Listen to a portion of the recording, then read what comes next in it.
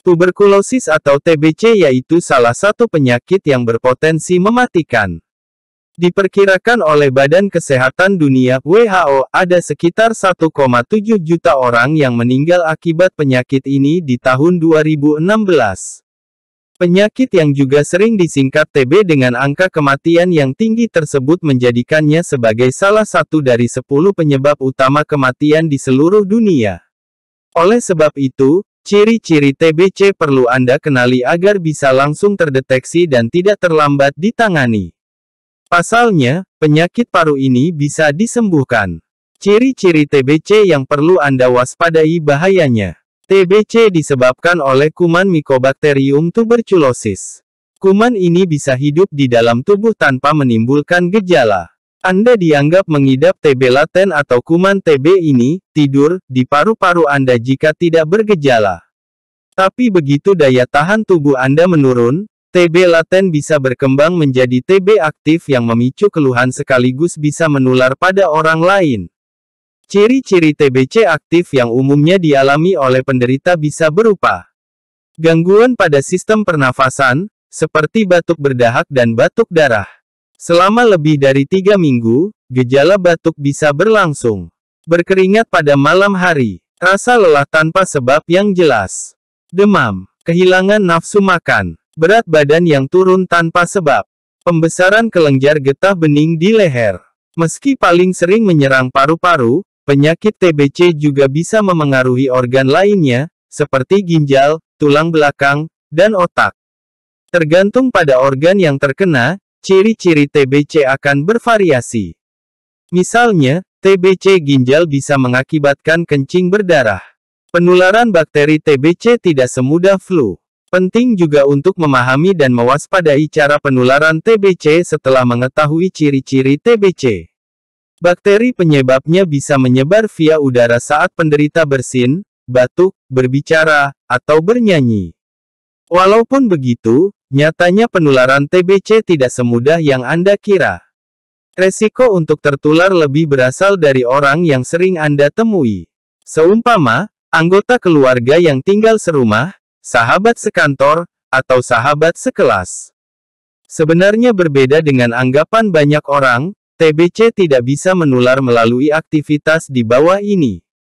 Berbagi makanan atau minuman, saling meminjamkan sikat gigi, bersalaman, menyentuh barang-barang pribadi penderita, semisal sisir atau pakaian, berciuman, terpercik liur saat penderita TBC batuk.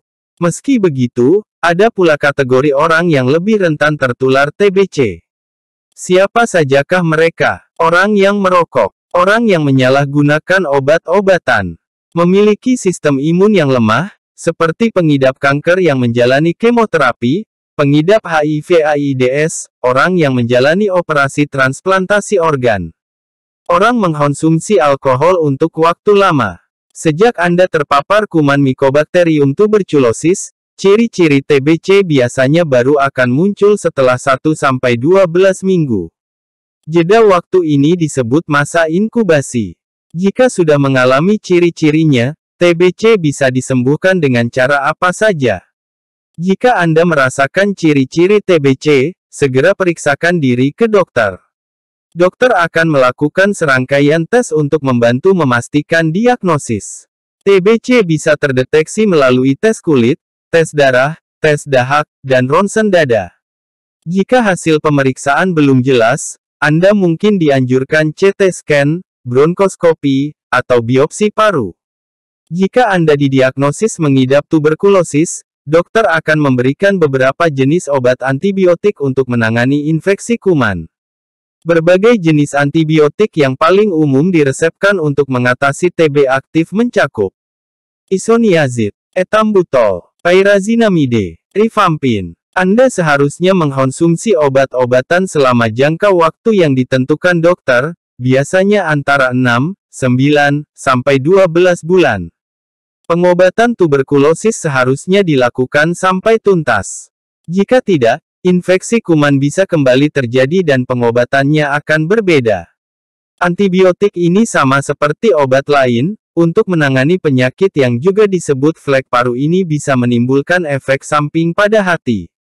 Sebaiknya segera hubungi dokter jika mengalami keluhan tidak nafsu makan, urin berwarna merah, demam lebih dari 3 hari, mual atau muntah tanpa sebab yang jelas, sakit perut, serta kulit yang menguning. Sementara untuk TB laten, obat antibiotik yang diresepkan biasanya sejenis dengan TB aktif.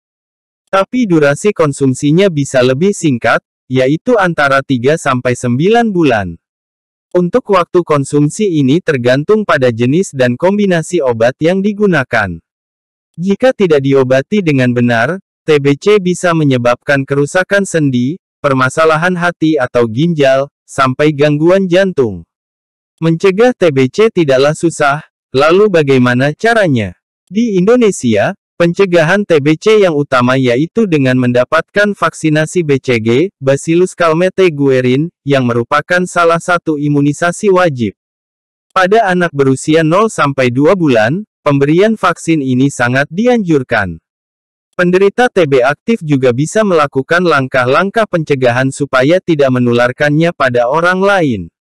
Berikut tipsnya. Minumlah obat TBC sesuai dengan petunjuk dokter, serta berhenti mengonsumsinya saat sudah dinyatakan sembuh oleh dokter.